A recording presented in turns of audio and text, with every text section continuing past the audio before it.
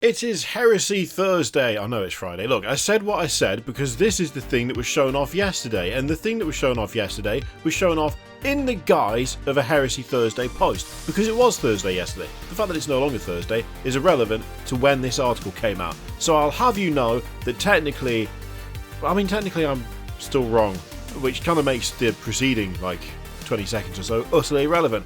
But the most important thing is that I think this might be my favourite Heresy Thursday for a while, even though we've had some lads with extreme girth, with cool hammers, all that sort of thing. Now we've got this fella right here. This is Hibou Khan. I don't want to get that wrong anymore. And frankly, it's a pronunciation thing. You know full well, I can't say any words really, so you're not surprised. I just want to point out right now, just straight off the bat, that this looks class. This looks great. I love this particular Space Marine model. It is fantastic. I think it might be my favourite for a little while. And a contributing factor to that might be the fact that there is some very nicely worked Mark II on display here. We've got actually a bit of Mark II armour going on, which is awesome. Just overall, I don't know what it is. Sometimes, right, I think sometimes you just see a model and there's just like a vibe, a sensation, a feeling you get from it, where even if it's not outwardly more impressive or better sculpted than something else, even if the pose might not be your favourite type of pose, for instance, just the overall impact of it just hits the spot. It just gets you right where it counts, and that's exactly what I'm getting from this. Now, if you're unfamiliar with the Right Honourable Mr. Khan, I don't know why I said that. If you're not familiar with Mr. Khan, he was a traitor. He went against the Great Khan and against the Emperor, and then he felt contrition about this, and so he was dispatched to basically do suicidal raids on enemy strongholds, showing penance for their past misdeeds, but he wanted to be loyal to his Primarch. He decided to go back on the good side?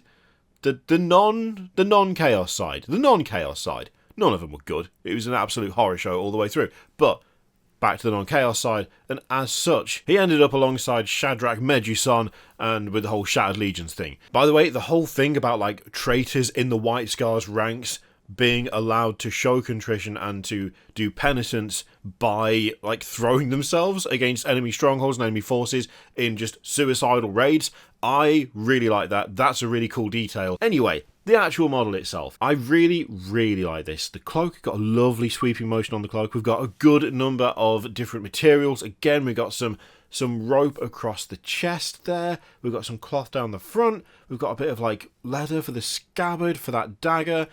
Oh, it looks so good. I really like the top knot as well, the top knot on the helmet. It's extremely long, it's extremely over the top, but it works really well, especially with the more ornamented helm that he has. I mean, they've done a great job painting the skull visage on the bare head there, but for me, I mean, that helm is fantastic. I absolutely love that helm. It looks great. Big old two-handed power sword looks really nice as well. I really like the longer grip on that sword.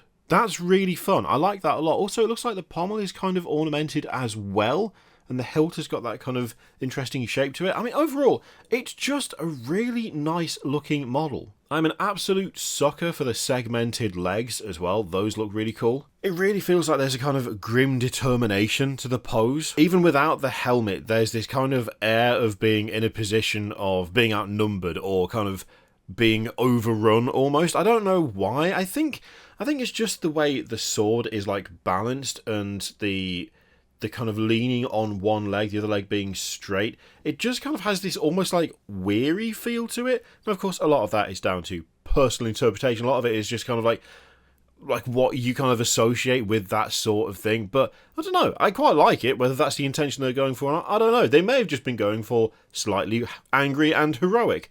Not hangry, that means he's hungry and angry at the same time. But that might not be what they were going for. But that's just kind of I know, it's immediately where my brain went with it. It looks like there's some extra decoration on the breastplate as well, like a bit of gold something going on the side that's hard to make out. This is one where I really want to do the spinny thing, but the spinny thing is not currently available. I mean, the spinny thing makes all of these so much easier and more fun, but, you know, eventually, when he's actually on sale, God knows when that'll be, we'll be able to take a full, proper spinny look at him. But for now, well, it looks decent. It looks good. Oh, I was just moving down to look at the back view, and I had forgotten that he absolutely mangles Horus Axeman and nearly chops his face off. Nice. Anyway, tasty back view. Maybe that's not a sensible sentence to say. We'll just pretend that didn't happen. Nice, but no, nice back view isn't any better. Good cloak, excellent cloak. I like the kind of fur around the cloak that is around the power pack as well. That's nice. We can see a little bit more of that extra decoration on the breastplate, kind of gilded golden situation going on there. It does look nice. I have to admit, from that back view, it kind of looks like the power pack has got a top knot, but obviously that's not the case. Although I don't see why you couldn't put a top knot on your power pack if you wanted to. Surely someone's done it. I mean, let's face it, Chaos cover their power packs in all sorts of mad nonsense, so a top knot, totally fine. The sword, by the way, is called Breath of the Storm. What a quality name for a weapon. So there you go, the man himself. I have to admit, I really like this. I think this might be my favourite one for a while, which is saying a lot, because not that long ago, we did have the, I've forgotten his name, it was the World Eater, who had all of the, like, chunks missing out of his armour. Just the absolute girth of that lad was off the scale, and I really, really like that model. But I have to admit, I think I'm liking this just that little bit more, which, well, it's saying a lot to be honest, because I really like that World Eater. But yeah, this is fantastic. Lovely model. Anyway, let me know what you thought of this in the comments down below. I hope you had a lovely Thursday. I gave up the pretense immediately, so there's no point trying to go back to it. Have a lovely weekend. Do let me know what you think in the comments down below. In the meantime, feel free to click all of the things, and I will see you for the next one.